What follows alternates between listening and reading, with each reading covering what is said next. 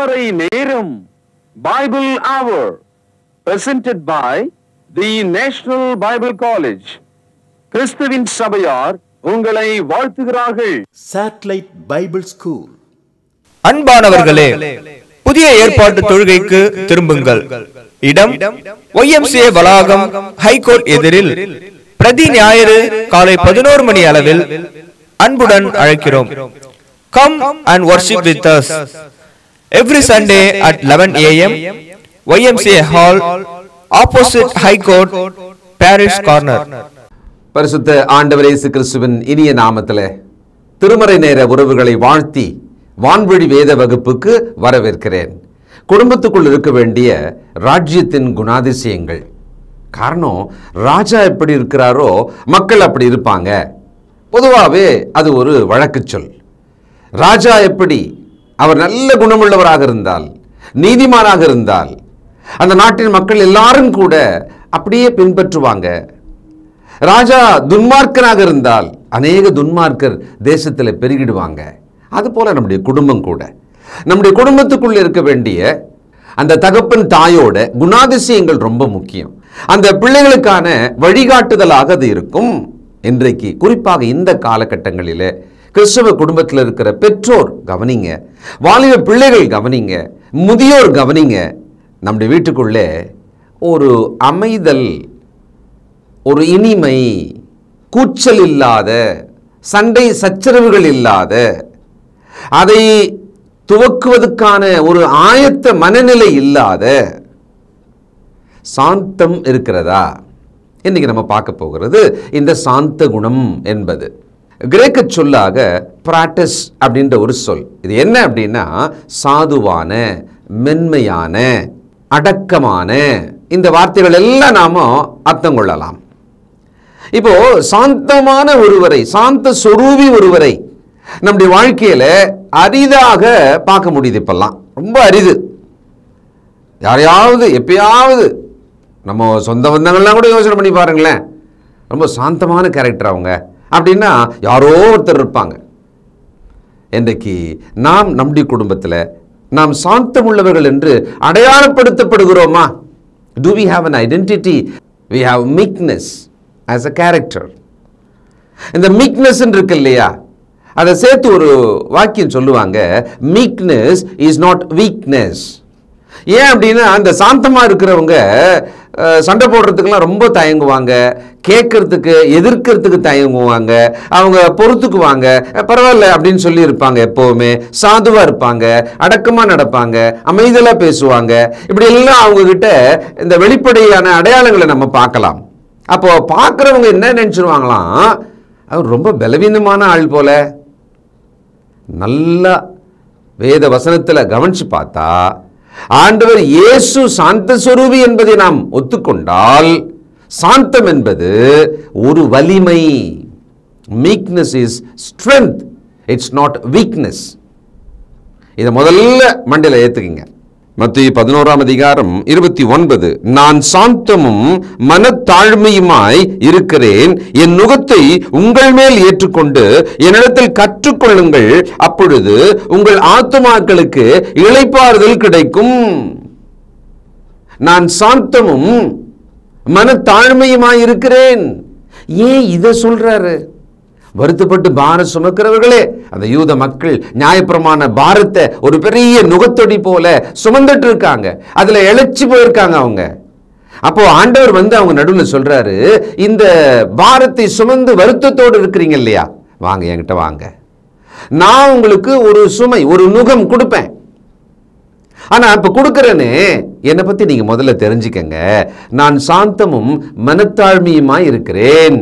இந்த கேரக்டரோட நீங்க வாங்க, இந்த மனோபாவத்தோட நீங்க வாங்க, வந்து நான் உங்களுக்கு கொடுக்கும் இந்த சுமையை, இந்த கட்டளைகளை, நீங்கள் சுமக்கக்கூடிய, நீங்கள் நடக்கக்கூடிய கட்டளைகளை ஏற்றுக்கொள்ளுங்கள். அப்பொழுது உங்கள் ஆத்துமாக்களுக்கு இளைப்பாறுதல் கிடைக்கும். அன்பான தேவ ஜனமே, சாந்தம், இந்த கேரக்டர் நம்மகிட்ட இருக்கா? இருக்கும், கண்டிப்பாக இருக்கும். என்னன்னா அதோட அளவு ரொம்ப குறைவாக இருக்கும். சில நேரங்களில் வீட்டில் காஃபியெல்லாம் போடுறதுக்கு அம்மா ஆயத்தம் பண்ணிவிட்டு சக்கரை பாட்டில் எடுப்பாங்க. எடுத்து பார்த்தாக்கா ஒட்டிட்டு இருக்கும், ஒரு 1/4 ஸ்பூன் தான் இருக்கும். பார்த்தா 4 பேருக்கு அவங்க டீ போடணும், காஃபி போடணும். ஒன்றும் பண்ண முடியாது, அது உதவாது. இப்போ ஒருத்தருக்கு கூட போட முடியாது வச்சுக்கோங்களேன், ஒரு டம்ளர் கூட அதை போட முடியாதுன்னா நம்முடைய வீட்டில் இப்படி ஒரு நிலைமை வந்திருக்கும் இல்லையா? நம்முடைய இருதயத்துக்குள்ளே இந்த சாந்தம் என்பது உங்களுக்கு உங்க வாழ்க்கைக்கே பயன்படுற அளவுக்கு இருக்கிறதா? ஏன்னா சாந்த குணம் உள்ளவர்கள் வேதம் ரொம்ப கரெக்டா சொல்லுது, ரொம்ப பெருசா அந்த பாக்கியத்தை சொல்லுது. உங்களுக்கு ஞாபகம் வந்திருக்கணுமே நேரம், மத்தேயு 5ஆம் அதிகாரம் 5ஆம் வசனம், சாந்த குணமுள்ளவர்கள் பாக்கியவான்கள், அவர்கள் பூமியை சுதந்தரித்துக் கொள்வார்கள். பூமியை சுதந்தரித்துக் கொள்வார்கள். இந்த பூமியை அப்படின்றத ஒரு ஆவிக்குரிய அர்த்தத்தில் ஏதாவது சொல்றதுக்கு வாய்ப்பு இருக்கா? அப்படி முயற்சி செய்வாங்க சிலர்லாம். எனக்கு தெரிஞ்சு பூமின்னா பூமி தான். இந்த பூமியில வாழும் வாழ்க்கைக்குள்ளே நாம் அனுபவிக்க வேண்டிய பெற வேண்டிய நன்மைகளை பெறுவதற்கு சாந்த குணம் அவசியம்ன்றார். ராஜ்யத்தின் குணாதிசயங்களிலே முக்கியமானதாக இந்த சாந்தம் இன்றைக்கு ரொம்ப அரிதினும் அரிதானது, ரொம்ப மக்களிடத்தில் பார்க்க முடியாம இருக்கிறது. ஒருவேளை அது இருந்தாலும் கூட நம்மிடத்துல பத்தாத ஒரு சக்கரை சொன்ன பார்த்தீங்களா, அந்த அளவுக்கு இருக்கு. மத்தேயு 21ஆம் அதிகாரம் 4வது வசனம், இதோ உன் ராஜா சாந்த குணம் உள்ளவராய் கழுதையின் மேலும் கழுதை குட்டியாகிய மரியின் மேலும் ஏறிக்கொண்டு உன்னிடத்தில் வருகிறார் என்று சீயோன் குமாரத்திக்கு சொல்லுங்கள் என்று தீர்க்கதரிசியினுடைய வார்த்தையை இங்கே குறிப்பிடுகிறார். ஓசன்னா என்று துதி பாடி கம்பளங்களை விரித்து ஒலிவ தழைகளை எல்லாம் கிளைகளை எல்லாம் வெட்டி போட்டு அந்த கழுதை குட்டியின் மேலே ஆண்டவர் இயேசு பவனி வர அங்கே அவரை வாழ்த்தி ராஜாவே வருக என்பதை போல வரவேற்றாங்க பார்த்தீங்களா? அந்த சமயத்தில் அதை பற்றிய தீர்க்க தரிசனம் அங்க சொல்லும் போது என்ன சொல்றாரு? சாந்த குணமுள்ள. ஆனா அங்க பாத்தீங்கன்னா ராஜா சாந்த குணமுள்ளவராய், ராஜாவர், அந்த ராஜாவினுடைய ஆளுகையின் கீழே நாம் இருக்கிறோம். கிறிஸ்தவ குடும்பம் ஆகிய நாம் நம்முடைய குடும்பத்துக்குள்ளே இந்த சாந்த குணத்தை வைத்திருக்கிறோமா, வளர்த்து கொண்டிருக்கிறோமா? இந்த சாந்த குணமா இருக்கணும்ன்றத நாம் மனதில் வச்சிருக்கோமா? முக்கியமா குணாதிசயங்கள் எல்லாமே நம்ம பிறப்புல இருந்தே வரணும் அப்படின்னு சொல்றாங்க தான். ஆனால் நான் என்ன நினைக்கிறேன், இந்த குணாதிசயங்கள் எல்லாம் நாம் தெரிந்து கொள்ள வேண்டும். It is our choice. கோபமாக இருக்கவோ சாந்தமாக இருக்கவோ நாம் தெரிந்து கொள்வதில் இருக்கிறதுன்னு தான் நான் நம்புறேன். ஏன்னா வேதம் என்ன சொல்லுது? இரக்கமுள்ளவர்கள் பாக்கியவான்கள். நீ தான்ப்பா இரக்கமா இருக்கணும். சாந்த குணமுள்ளவர்கள் பாக்கியவான்கள், நீங்க தான் சாந்தமா இருக்கணும். இப்போ எனக்கு இன்பானாவே பில்டின்னு சொல்றாங்கல்ல, அப்படியே கம்பெனிலேயே அதை வச்சு அனுப்பிடுறாங்கன்னு, அந்த மாதிரி எனக்குள்ளே வந்துட்டு இருந்தா நான் அப்படியே தானே இருந்துருவேன். எனக்கு எதுக்கு தனியா சொல்லணும், நீ இப்படி இருப்பா, நீ இந்த குணத்துல இருப்பா அப்படின்னு ஏன் சொல்லணும்? அப்போ என்னோட சாய்ஸ் தெரியுது. பெரியோர் முதியோர்கள் இந்த சாந்த குணமுள்ளவர்களாக இருக்கணும்னு ஏன் முடிவு பண்ணறதில்லை? சாந்தமாக நம்ம நடந்துக்கணும் அப்படின்னு ஏன் நாம ஒரு உறுதியாக நினைக்கல? அப்படி இல்லாததுனாலே இந்த பூமியை சுதந்திரிப்பார்கள் அப்படின்றதுக்கு ஆப்போசிட்டா இல்லை நடக்கும், இழந்து கொண்டிருப்பார்கள். சாந்தம் இல்லைன்னா பதிலாக என்னதான் இருந்திருக்கும்? கோபம் இருந்திருக்கும். கோபம் அந்த மனிதனையும் அந்த மனுஷியையும் பிறரையும் அவர்கள் பெற வேண்டிய நன்மைகளையும் கெடுத்து போடும். 1 கொரிந்தியர் 4ஆம் அதிகாரம் 21வது வசனம், உங்களுக்கு என்ன செய்ய வேண்டும்? நான் பிரம்போடு உங்களிடத்தில் வர வேண்டுமோ அல்லது அன்போடும் சாந்தமுள்ள ஆவியோடும் வர வேண்டுமோ? இப்போ இந்த இடத்துல அவர் எதோட வரணும்னு கேட்கிறார். பிரம்பு எடுத்துன்னு கோபமா வரட்டுமா, அடிக்கிறதுக்கு வரட்டுமா, அல்லது அன்போடு சாந்தத்தோடு உங்களிடத்துல வரட்டுமான்னு கேட்கிறார். பாருங்க, ஒரு மனிதன் எந்த சாய்ஸ் எடுக்கணும் அப்படின்றத எதிரில் இருக்கிறவங்களுக்கு விட்டு கொடுக்கிறார். நீங்க முடிவு பண்ணுங்க, அப்ப நான் அப்படி வரேன் அப்படின்றார். அப்ப இது நாம் எடுக்கிற சாய்ஸ் தானே? சாந்தமுள்ள ஆவியோடு நான் நடந்து கொள்ள போகிறேன், சாந்தமுள்ள ஆவியோடு தான் நான் இருக்க போகிறேன். என் வீட்டுக்குள்ளே நான் சாந்தமாக, என் அலுவலகத்தில் நான் சாந்தமாக இருக்க போகிறேன். என்னை எரிச்சல் உள்ளவன், கோபம் உள்ளவன், என்னிடத்தில் பழகவே முடியாது என்பதான ஒரு பெயர் எனக்கு இருக்கிறது. ஆனால் கிறிஸ்துவுக்குள்ளே சாந்த சுரூபியான என் ராஜா சாந்தமுள்ளவர், சாந்தம் மனத்தாண்மை உள்ளவராக இருக்கிறேன் என்று சொன்னவர், அவருடைய சீடனாக இருக்கிற நான் சாந்தத்தோடு இருக்க வேண்டுமே. இன்றைக்கு அந்த சாய்ஸ் எடுக்கலாமே. இருக்கு, நம்மகிட்டலாம் இருக்கு, அளவு கம்மியாக இருக்கு, நமக்கே போதலை, நம்ம குடும்பத்துக்குள்ள போதலை. நம்ம குடும்பத்துக்குள்ளே ஓயாத கூச்சல், எரிச்சல், கசப்பு, கோபம், அந்த அனல் தான் வீசிக்கிட்டே இருக்கு. ஒரு ஹீட்டா இருக்கு வீடு, பொதுவா உறவுகள் அப்படிதான் இருக்கு. ஆனால் சாந்தம் என்று வந்தால் ஒரு மென்மை, இனிமை அங்க வரும் அந்த உறவுல. 2 தீமோத்தேயு 2ஆம் அதிகாரம் 24-25. கர்த்தருடைய ஊழியக்காரன் சண்டை பண்ணுகிறவனாயிராமல் எல்லாரிடத்திலும் சாந்தம் உள்ளவனும் போதக சமர்த்தனும் தீமையை சகிக்கிறவனுமாயிருக்க வேண்டும். 25. எதிர்பேசுகிறவர்கள் சத்தியத்தை அறியும்படி தேவன் அவளுக்கு மனம் திரும்புதலை அருளத்தக்கதாகவும். பாருங்க, நம்மை எதிர்த்து பேசுபவர்கள், நமக்கு எதிராக சிந்திப்பவர்கள், அப்படிப்பட்டவங்க இப்போ நிறைய பேராக இருக்காங்க. குடும்பத்துக்குள்ள கூட அப்படி இருக்கிறாங்க. நம்மளை பிடிக்கல, நம்ம சொன்னால் பிடிக்கல, நம்ம பேசினா பிடிக்கல, அந்த மாதிரி இருக்காங்க. அவர்கள் மனம் திரும்பத்தக்கதாக நான் எப்படி நடக்கணுமா, சண்டை பண்ணுகிறவனாக நான் நடக்காமல் சாந்தமுள்ள ஆவியோட நான் நடக்கணும். இந்த நல்ல குணத்தை நான் தானே சூஸ் பண்றேன். அப்போ நான் தான் ஆண்டவர் போல நடக்கணும். நான் ஆண்டவர் போல நடக்கிறேன் அப்படின்றதுனாலேயே ஆண்டவர் எனக்கு உதவி செய்வார் இல்லையா? கண்டிப்பா உதவி செய்வார். தயவுசெய்து சாந்த குணமுள்ளவர்களாக நாம் இருக்க வேண்டும் என்று தெரிந்து கொள்ளலாம், முதல்ல விரும்பலாம். அது எவ்வளவு இருக்கு அதெல்லாம் அப்புறம் இருக்கட்டும். நாம் முதல்ல விரும்பலாம். just desire to be meek person like Jesus Christ. தீத்து 3ஆம் அதிகாரம் 2வது வசனம். ஒருவனையும் தூஷியாமலும் சண்டை பண்ணாமலும் பொறுமையுள்ளவர்களாய் எல்லா மனுஷருக்கும் சாந்த குணத்தை காண்பிக்கவும் அவர்களுக்கு நினைப்பூட்டு. ரொம்ப ஆச்சரியமா இருக்கு எனக்கு. சாந்த குணத்தை காண்பிக்கும் பொருட்டு. நல்ல குணத்தை காமியம்பா. பெரியவங்க சொல்லுவாங்க சில நேரத்தில், அங்கே போய் ஏன் நீ எரிஞ்சு விழுந்த, நீ நல்லவன் தானே, உன் நல்ல குணத்தை காமி, கடவுள் உனக்கு நன்மை செய்வார், காரியத்தை மாற்றுவார். இங்க இருக்கும்போது நல்லா பேசுற, அங்க போன பிறகு ஏன் எரிஞ்சு விடுற, ஏன் கோவப்படுற, ஏன் சண்டை போடுற? நல்லதானே சொல்லிட்டு போனேன், நான் அமைதியாக தான் பேசுவேன், சாந்தமாக தான் பேசுவேன்னு சொல்லிட்டு. ஆனால் இவருக்கு என்னன்னா முகத்தை பார்த்த உடனே கோபம் வந்துடுது இவருக்கு. அப்ப பாருங்க, சாந்த குணமாக நாம் இருக்கிறதை மனிதருக்கு முன்பாக காட்ட வேண்டி இருக்கு, நடக்க வேண்டி இருக்கு. அந்த பொறுப்பு நமக்கு இருக்கு. ஏன் அப்படின்னா நம்முடைய ராஜா யார், நம் ரட்சகர் யார். அதனால யாக்கோபு 3ஆம் அதிகாரம் 13வது வசனம். உங்களில் ஞானியும் விவேகியுமாய் இருக்கிறவன் எவனோ அவன் ஞானத்துக்குரிய சாந்தத்தோட தன் கிரியைகளை நல்ல நடக்கையினாலே காண்பிக்க கடவன். சாந்த குணத்தை யாவருக்கும் காட்டுங்கள் அப்படின்னு சொன்ன மாதிரி இங்கே அதுக்கு சமமா இன்னொரு வசனம் இருக்கிறது. உங்கள் ஞானம், உங்களுடைய ஞானம் இருக்கு இல்லையா, அதோட சாந்தம் சேர்ந்து இருக்கணும். ரொம்ப ஞானவான் அப்படின்றதுனாலேயே எடுத்தறிஞ்சு பேசுற ஆளா, எதிரில் இருக்கிறவங்க எல்லாம் அவர்கள் முகங்களை உடைக்கும்படி, இருதயத்தை உடைக்கும்படி பேசுற ஆளா நானே இருக்கக்கூடாது. எனக்கு ரொம்ப ஞானம் இருக்குன்றதுனால, ஞானம் எவ்வளவு இருக்கிறதோ அங்க சாந்தம் இருக்கணும்ன்றார். சாந்தத்தோட தன் கிரியைகள் எல்லாவற்றிலும் நடக்கணும், அதை காண்பிக்கணும். Prove it. காண்பிக்கணும் என்ன அர்த்தம்னா, prove yourself, you are the meekest person. 1 பேதுரு 3ஆம் அதிகாரம் 4வது வசனம். அழியாத அலங்கரிப்பாய் இருக்கிற சாந்தமும் அமைதியுள்ள ஆவியாகிய இருதயத்தில் மறைந்திருக்கிற குணமே உங்களுக்கு அலங்காரமாய் இருக்க கடவுது. அதுவே தேவனுடைய பார்வையில் வெளியேற பெற்றது. அழியாத அலங்கரிப்பாய் இருக்கிற சாந்தமும் அமைதலும் உள்ள ஆவியாகிய, சாந்தமும் அமைதலும் உள்ள ஆவி, சாந்தமுள்ள ஆவி.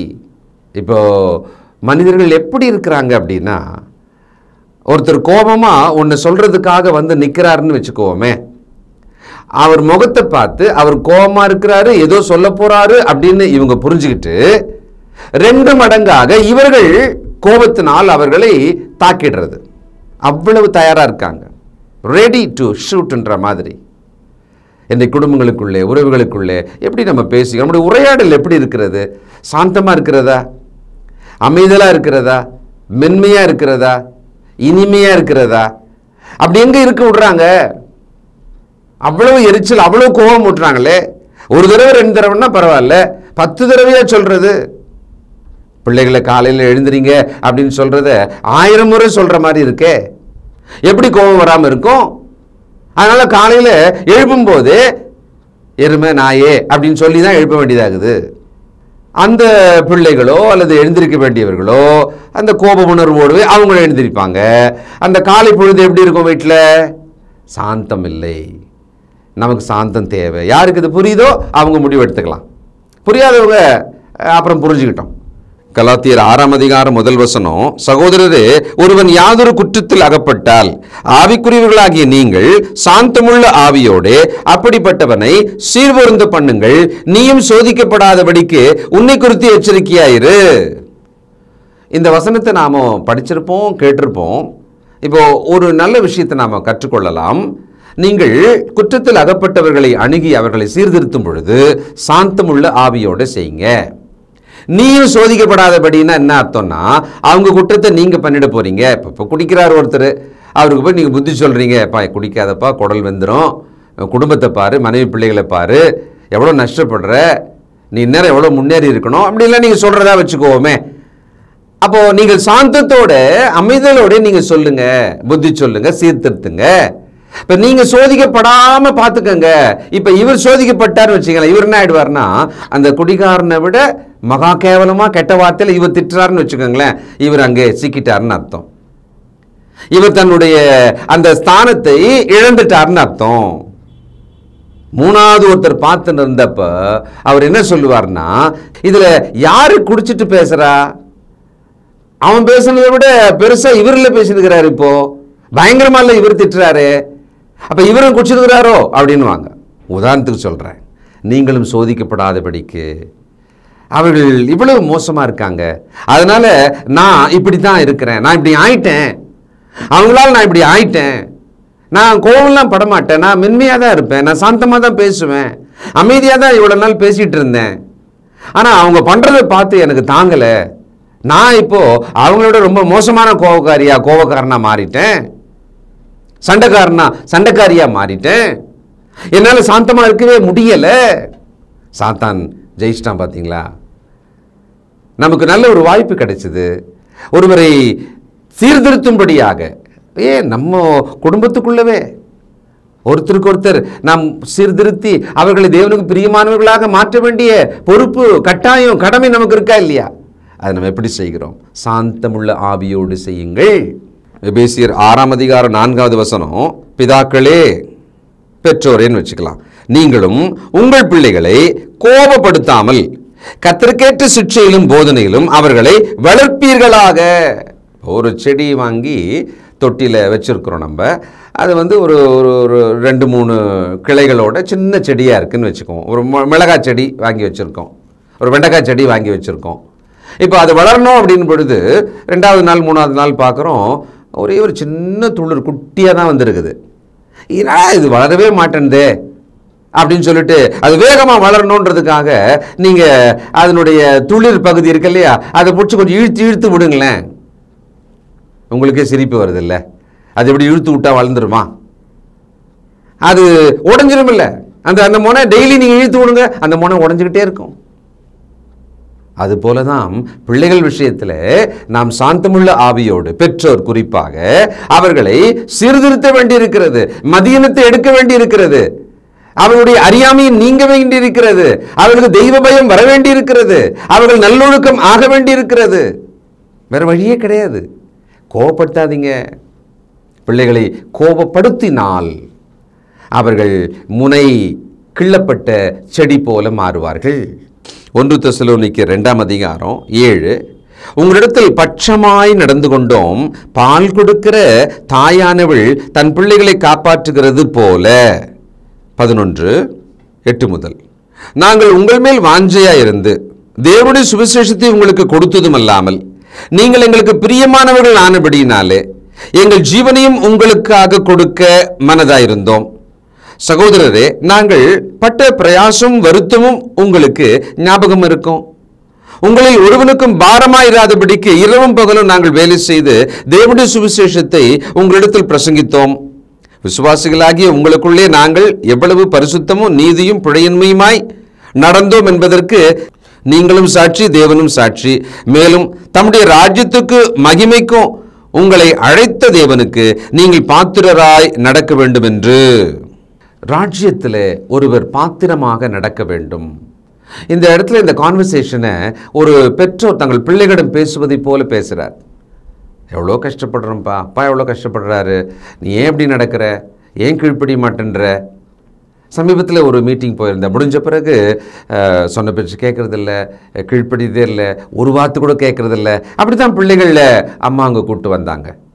அம்மாங்க தான் கூட்டிகிட்டு வந்து என்கிட்ட ஜெபம் பண்ணுங்க பிரதர் அப்படின்னாங்க. அப்போ அந்த பிள்ளைகள் நான் ஒரு விஷயம்தான் சொன்னேன், கர்த்தர் உன்னை பார்க்கிறார், எந்த சமயத்திலும் கர்த்தர் உன்னை பார்க்கிறார், அதை ஞாபகம் வச்சுட்டு நீ நடப்பா.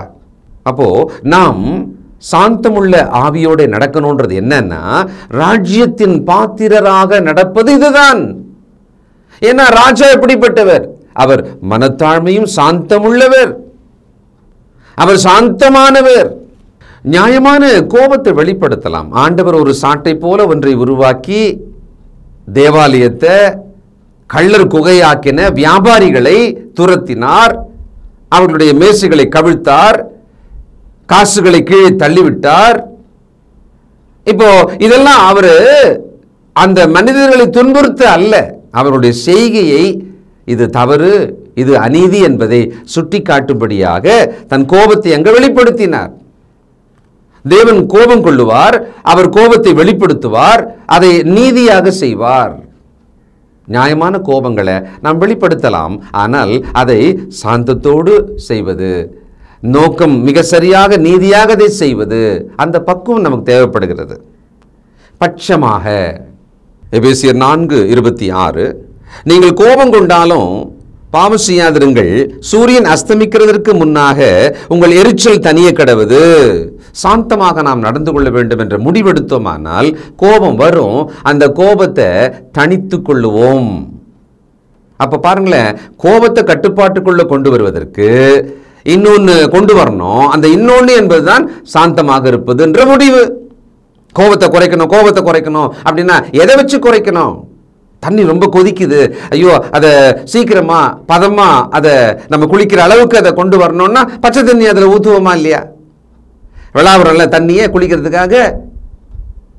அதே மாதிரி அந்த கொதிக்கும் கோபத்தை ஆற்றுவதற்கு சாந்தமாகிய தண்ணீரை அதில் ஊற்றணும். அப்போ சாந்த குணம் இருந்தாதான் இந்த கோபத்தை கட்டுப்பாட்டுக்குள்ள வச்சு நம்ம குடும்பத்துக்குள்ளே தேவன் விரும்புகிற பாத்திரராக நாம் நடக்க முடியும். யாக்கோபு 1:19 முதல் இந்த புத்திமதியை கவனிங்க. ஏன்னா இன்னைக்கு கர்த்தருடைய வசனத்தை சொன்னால் ரொம்ப சலிப்பும் எரிச்சலுமா இருக்குது. நிறைய பேருக்கு எரிச்சலாக இருக்குது அப்படின்றத விட ஒரு பெரிய வார்த்தையாக நீங்கள் நினைக்கலாம். அரே வசனம்லாம் கேட்காமையா, அதாவது மனமில்லைன்னு வச்சுக்கோங்களேன். உங்களுக்கு எது வேணாலும் இருக்கட்டும், கர்த்தருடைய வார்த்தையை கேட்கறதுக்கு மனசே இல்லைன்னா அந்த மாதிரி ஆயிடுறோம். சரி, அப்போ அதுக்கு என்ன தான் பண்ணணும்? நம்ம எதில் கொஞ்சம் கவனமாக இருக்கணும் பாருங்க. 19 முதல், ஆகையால் என் பிரியமான சகோதரரே, யாவரும் கேட்கிறதுக்கு தீவிரமாயும் பேசுகிறதற்கு பொறுமையாயும் கோபிக்கிறதற்கு தாமதமாயும் இருக்க கடவர்கள். மனுஷருடைய கோபம் தேவனுடைய நீதியை நினைப்பிக்க மாட்டாதே. ஆகையால் நீங்கள் எல்லாவித அழுக்கையும் கொடிய துர்குணத்தையும் ஒழித்துவிட்டு உங்கள் உள்ளத்தில் நாட்டப்பட்டதாயும் உங்கள் ஆத்துமாக்களை ரட்சிக்க வல்லமையுள்ளதாயும் இருக்கிற வசனத்தை சாந்தமாய் ஏற்றுக்கொள்ளுங்கள். அந்த சாந்த குணம் எங்கிருந்து வேலை செய்ய வேண்டியிருக்கு, எங்கே நமக்கு பயன்பட வேண்டியிருக்கிறது? வசனங்களை கேட்குற சமயத்திலிருந்தே நமக்கு சாந்த குணம் இருக்கணும். இவ்வளோ நாள் வசனம் கேட்டுக்கிட்டே இருக்கிறாங்க, கொஞ்சம் கூட மாற்றம் இல்லையே, கொஞ்சம் கூட திருந்தலையே. பிரச்சனை என்ன? இந்த குணம் குறைவாக இருக்கு. எது? சாந்தம். அவர்கள் சாந்தமாக அந்த கர்த்தருடைய வசனங்களை ஏற்றுக்கொள்ளவே இல்லை. கேட்டுக்கொண்டிருந்தார்கள், சத்தம் கேட்டது, சொல்லப்படும் இடத்தில் இருந்தார்கள், 1000 முறை வந்தார்கள், ஆனால் சாந்தமாக அதை தங்கள் இருதயத்துக்குள்ளே ஏற்றுக்கொள்ளவில்லை. அப்ப இந்த சாந்த குணம் பாருங்கள் எவ்வளவு பேசிக்கா இருக்கு, அடிப்படையா இருக்கு இல்லையா? என் அன்பு தேவ ஜனமே, இந்த சாந்த குணத்தை தொலைந்து போன ஒன்று போல நாம் விட்டுவிட்டோம். தொலைஞ்சிச்சு, அவ்வளோதான். இனிமேல் அதெல்லாம் கிடைக்காது. இல்லை, நாம் அதை மீட்டெடுக்கலாம். நம்முடைய ஆண்டவர் சொல்றாரு, நான் சாந்தம் மனத்தாழ்மையா இருக்கிறேன், கற்றுக்கொள்ளுங்கள், என்னிடத்தில் கற்றுக்கொள்ளுங்கள். மறுதளித்தவனை மன்னித்தார், காட்டி கொடுத்தவனை சிநேகிதனே என்று சொன்னார்.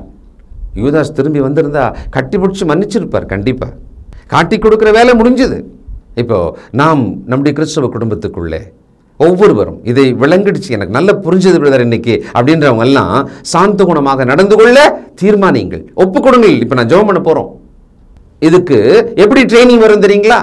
சாந்த குணமாக இருக்க முடியாத அளவுக்கு உங்களை கோபம் மூட்ட, எரிச்சல் மூட்ட, உங்களை சோதிக்கும்படியாக இப்படி தான் நடக்கும். நீங்கள் முடிவு எடுத்தீங்கன்னா அதான் உங்களுக்கு எக்ஸசைஸ். தயவுசெய்து கர்த்தருடைய வார்த்தைக்கு நம்மை ஒப்புக் கொடுக்கலாம். ஜெபம் பண்ணுவோம். இரக்கமுள்ள பிதாவே, பரிசுத்தர் பரிசுத்தரே, நம்முடைய அற்புதமான வேத வாக்கியங்கள் கண்ணாடி முன்னாலே நின்று எங்களை பார்த்தது போல இருக்கிறது, எங்களை அளவெடுத்தது போல இருக்கிறது, எங்களை எடை போட்டது போல இருக்கிறது. அப்பா, எங்களை தாழ்த்துகிறோம். சாந்த குணமுள்ளவர்களாக இருக்கவே விரும்புகிறோம். அதை இன்னும் உறுதியாக நாங்கள் தீர்மானிக்க இன்று எங்களை ஒப்புக் கொடுக்கிறோம். எங்கள் மேல் கிருபையாயிரும், எங்களுக்கு உதவி செய்யும். இதோ எங்கள் சாந்த சுருபியாம் ஆண்டவரை உற்று பார்த்து அவரை போல் வாழ்வதற்கு எங்களை ஒப்புக் கொடுக்கிறோம்ப்பா. எங்கள் குடும்பங்களுக்குள்ளே சாந்தம், அமைதல், அடக்கம், மென்மை, இனிமை இருக்கத்தக்கதாக ஆசீர்வதியும். இயேசு கிறிஸ்துவின் பரிசுத்த நாமத்தில் ஜெபிக்கிறோம் பிதாவே, ஆமென். அன்பானவர்களே, புதிய ஏற்பாட்டு தொழுகைக்கு திரும்புங்கள். இடம் YMCA வளாகம், ஹைகோர்ட் எதிரில், பிரதி ஞாயிறு காலை 11 மணி அளவில் அன்புடன் அழைக்கிறோம். Come and worship with us every Sunday at 11 AM, YMCA Hall, opposite High Court, Parish Corner. தொடர்பு கொள்ள வேண்டிய முகவரி: திருமறை நேரம் 58 சர்ச் தெரு, குமரன் நகர், சென்னை 6,82,000. தொலைபேசி எண் 044255008882. செல்போன் 9385500882. கர்த்தாவே, தேவர்களில் உமக்குப்பானவர் யார்? வானத்திலும் பூமியிலும் உமக்குப்பானவர் யார்? உமக்குப்பானவர் யார்? உமக்குப்பானவர் யார்? வானத்திலும் பூமியிலும் உமக்குப்பானவர் யார்? வானத்திலும் பூமியிலும் உமக்குப்பானவர் யார்?